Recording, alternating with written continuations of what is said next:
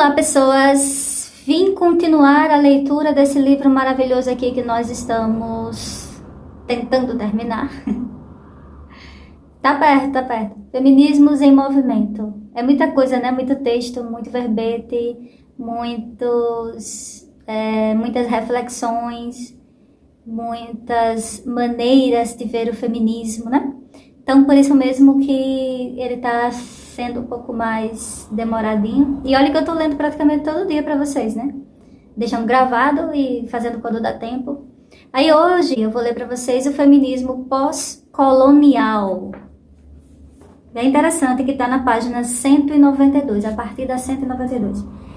Quem fez esse texto foi em dupla.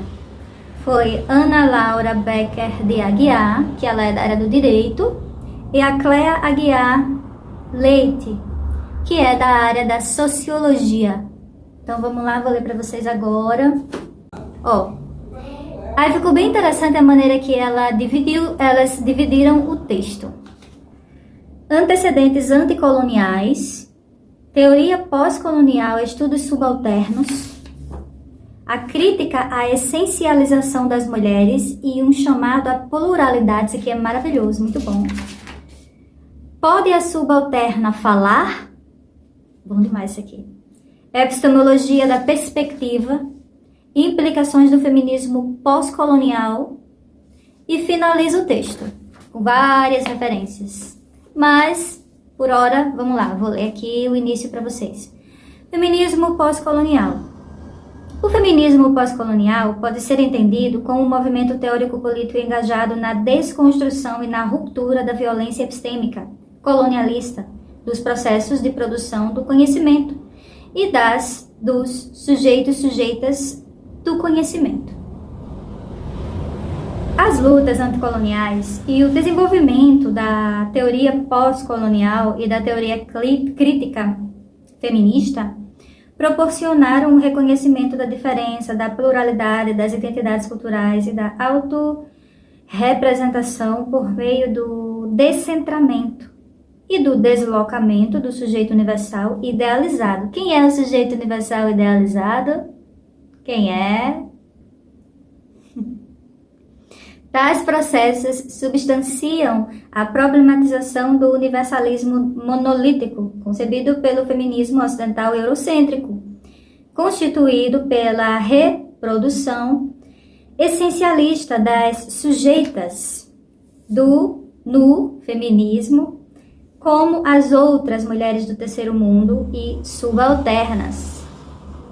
Nesse sentido, o feminismo pós-colonial contribuiu para as transformações do paradigmas, a pluralidade histórica dos povos e o conhecimento anticolonial, antipatriarcal e antirracista. Aí vou entrar no primeiro ponto que ela escolheu aqui para nós, que elas escolheram, que é antecedentes anticoloniais. O século XX foi marcado pelos movimentos libertários e revolucionários, com lutas por liberdade social, cultural e política de povos e nações.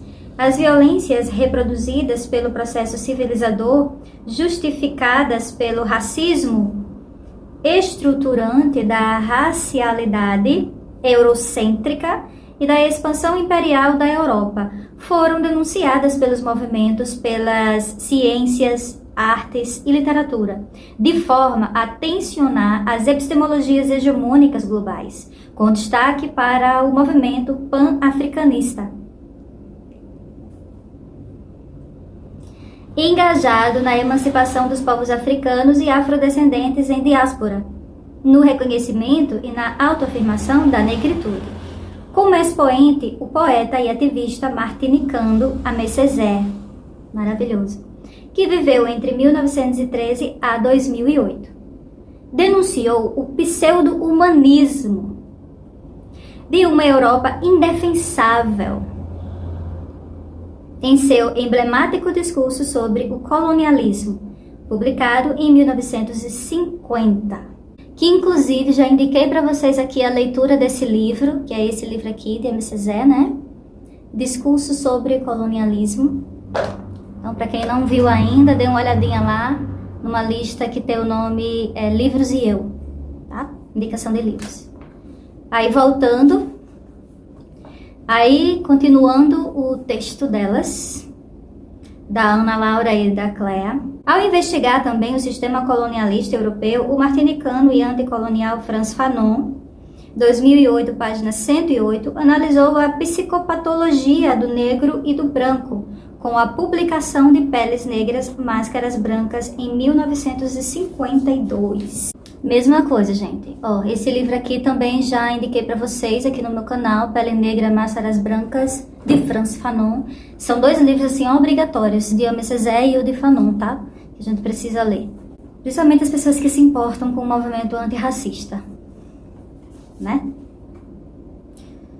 O intelectual problematizou os efeitos racistas do colonialismo ao situar que o sujeito colonial é sempre determinado pelo exterior, mas nunca por si mesmo, o que revelou a sua insurgência em localizar a experiência vivida do negro.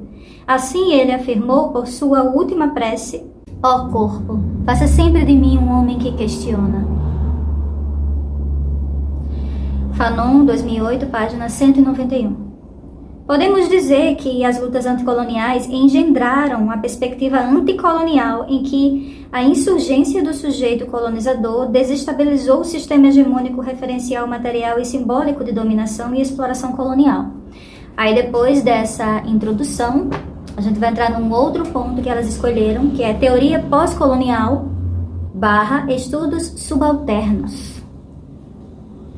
Na década de 1980, como os efeitos das lutas anticoloniais no campo acadêmico e nas produções científicas, constituiu-se o grupo de estudos subalternos na Universidade de Sussex, em Brighton, Reino Unido, com o objetivo de produzir outras historiografias. Por conta do GES, que é esse grupo de estudos, né? A teoria pós-colonial também ficou conhecida por estudos subalternos. O termo subalterno foi utilizado em referência às reflexões teóricas do filósofo italiano Antonio Gramsci acerca do conceito de hegemonia, mas a sua utilização pelo pensamento pós-colonial passou a se referir aos excluídos de mobilidade social e cujas vozes não são ouvidas ou são apenas ignoradas. O GES, toda vida que eu disser GES, é sobre aquele grupo de estudos, tá? Foi amplamente influenciado pelas teorias marxianas, pela historiografia e pelas discussões acerca do poder, saber, linguagem e desconstrução propostas pelos filósofos pós-estruturalistas franceses. Com seu desenvolvimento, o GES se engajou na historicização do subalterno, na identificação dos silêncios e do não dito, de forma a substanciar a crítica ao etnocentrismo europeu na constituição do outro. Portanto, o pensamento pós-colonial surgiu a partir de intelectuais marcados por suas experiências subjetivas e materiais vividos na modernidade, enquanto migrantes diaspóricos e ou transfronteiriços, engajados na transformação da ciência hegemônica, conforme reivindicado pelo historiador indiano Debsi Chakrabarty, 1992, para romper com a violência epistêmica, seria preciso provincializar a Europa. Uma desconstrução do referencial universal da história da humanidade e do sujeito não ocidental. O orientalismo, publicado em 1979, o palestino-estadunidense Eduard Said, 2003, inclusive eu gravei há pouco tempo, né, indicando um livro, esse livro dele, aqui no meu canal também, tá? Tá tudo interligado, né? O Said apresentou o conceito do mesmo nome como sistema político, social e cultural de dominação dos colonizados, de que se estruturou a partir da construção do estereótipo dos sujeitos não ocidentais. Por isso, a importância da análise do locus enunciativo das e dos sujeitos como apresentou o indiano Homi Bhabha, 2005, pois introduzir um outro locus de inscrição e intervenção em outro lugar de enunciação híbrido inadequado, através daquela cisão temporal ou entretempo, implica na agência pós-colonial, Se o orientalismo limita e domina, o hibridismo como condição sociocultural e como categoria analítica complexifica as experiências de sujeitos e sujeitas, desestrutura as concepções binárias colonialistas. Nesse mesmo sentido, o jamaicano Stuart Hall, Holanda, Sovic 2013, página 109, argumentou que o termo pós-colonial não se restringe a descrever uma determinada sociedade ou época.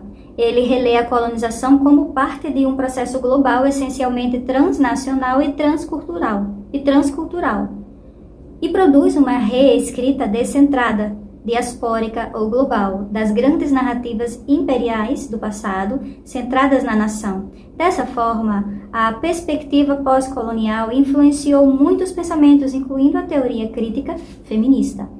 Vamos entrar em outro ponto aqui. A crítica à essencialização das mulheres e um chamado à pluralidade. Escuta. Entre as discussões feministas transnacionais, anticoloniais e pós-coloniais, a indiana Chandra, 1988, tornou-se uma reconhecida teórica do feminismo pós-colonial, sobretudo com a publicação intitulada Sob os Olhos do Ocidente, Estudos Feministas e Discursos Coloniais, de 1984. Mohanty, 1988, problematizou o discurso feminista hegemônico, ao denunciar seus efeitos colonizadores. A sua argumentação expôs como a utilização da categoria mulher enquanto concepção rígida, homogênea e universal que compreende a sujeita mulher como exclusivamente relacionada à identidade de gênero, feminino em posição ao masculino. Trata-se de uma estratégia analítica, monolítica e colonialista na reprodução da violência epistêmica e exclusão, de forma que o discurso feminista hegemônico desconsiderou a diferença entre as mulheres no globo ao essencializar, estereotipar e marginalizar as pluralidades das existências. Nesse sentido, Mohanty analisou que a representação das mulheres do terceiro mundo como um grupo homogêneo resultaram em uma recolonização dessas mulheres, o que chamou-a de diferença do terceiro mundo. Assim, propôs questionarmos as generalizações identitárias produzidas pela definição de apenas uma condição de opressão comum, em prol de construções e análises multifacetadas e políticas, ao entender que as mulheres são condicionadas por complexos processos de interação entre raça, classe, etnia, cultura, religião e outros sistemas socioculturais. Como importante contribuição, Mohanty nos convocou a reconhecimento das multiplicidades de interações, opressões e experiências que atravessam as mulheres e seus diferentes posicionamentos políticos, de forma a romper com o feminismo ocidental como modelo civilizatório para todas as mulheres. Agora vamos entrar em um outro ponto aqui, que é uma pergunta interessante. Pode a subalterna falar? A intelectual indiana Gayatri Spivak integrou o GES, aquele grupo de estudos lá, por alguns anos, sendo uma das mais influentes teóricas do feminismo pós-colonial. Spivak, 2018, tornou-se reconhecida pela publicação de Pode a Subalterna Falar? Pode o Subalterno Falar? Em 1985, no qual questiona a construção do conhecimento pelos intelectuais do Ocidente e como o sujeito subalterno foi e é representado no discurso ocidental, sobretudo a mulher.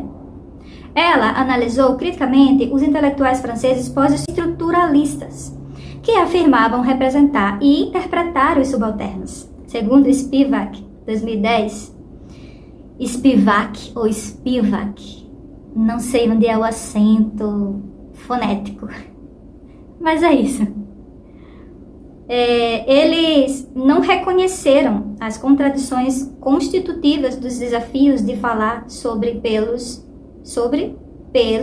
os sujeitos plurais, e não retiraram sobre si mesmos e suas condicionantes enquanto sujeitos localizados em espaços de privilégio colonial, econômico-social, étnico-racial e eurocêntrico.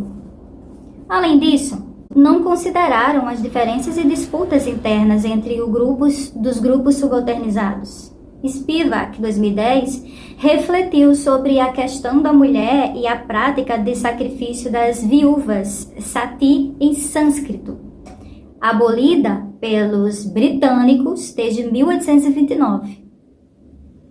Segundo ela, apenas 2 sentenças se apresentavam com relação ao sati, o argumento patriarcal do indiano nativo de que as mulheres realmente queriam morrer, ou o argumento colonialista imperial para a abolição desse ritual pelos britânicos, que foi compreendido como um caso de homens brancos salvando as mulheres de pele escura de homens de pele escura. Homens brancos salvando mulheres de pele escura de homens de pele escura. Tá bom. Nenhum argumento situou a perspectiva das mulheres, as quais foram silenciadas. Para ilustrar, Spivak narrou o caso de uma indiana que se enforcou em 1926, no contexto da luta armada pela independência colonial, após ter recebido a missão de realizar um assassinato político. Para que seu suicídio não fosse interpretado como resultado de uma paixão ou gravidez ilegítima, ela esperou menstruar, pois sabia que o sati exigia que a mulher não estivesse nessa condição. Na época, apesar da insurgência, rebeldia e insubmissão do ato, o suicídio se tornou um enigma, majoritariamente interpretado pelos paradigmas patriarcais, em que o subalterno, como um sujeito feminino, não pode ser ouvido ou lido. A Rota Tortuosa, de Spivak, 2010, página 97, demonstrou que ignorar o subalterno hoje é, quer queira, quer não, continuar o projeto imperialista. O desafio de narrar pluralidades requer ética, reflexão e crítica constantes. Para ela, a mulher intelectual tem uma tarefa circunscrita, que ela não deve rejeitar como um floreio, dado que não há valor algum atribuir a mulher como um item respeitoso nas listas de prioridades globais. Dessa forma, ela convocou e convoca as mulheres a falarem. Mais um ponto aqui que elas destacaram: epistemologia da perspectiva. A estadunidense filósofa e feminista pós-colonial Sandra Harding é reconhecida por suas contribuições no campo da epistemologia da ciência e pela coprodução de epistemologia da perspectiva ou teoria do ponto de vista, a qual adota como premissa a perspectiva da alteridade, distanciando-se do eurocentrismo na produção do conhecimento.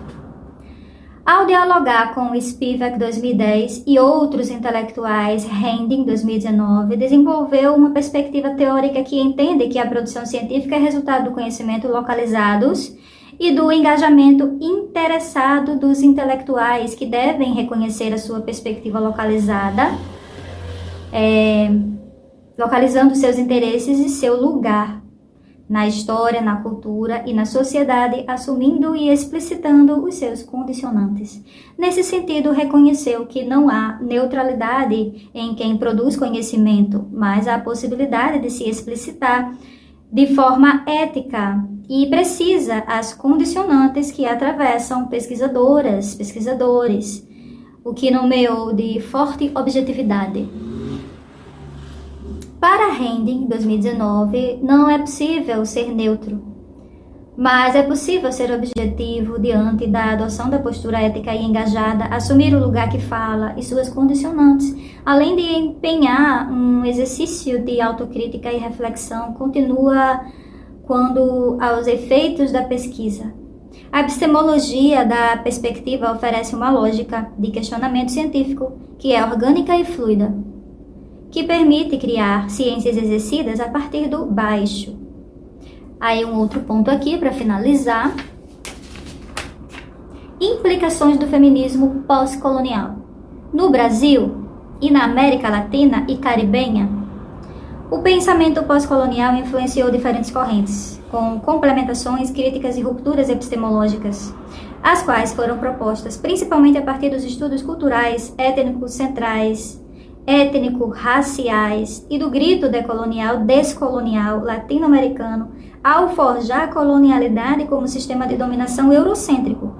Ainda assim, como foi exposto brevemente neste verbete, situamos a importância do feminismo pós-colonial para a geopolítica do conhecimento e para a teoria crítica feminista. Fico por aqui, mais um verbete sobre feminismos para vocês. Espero que tenham gostado. Cheiro e até logo. Até a próxima. Tchau!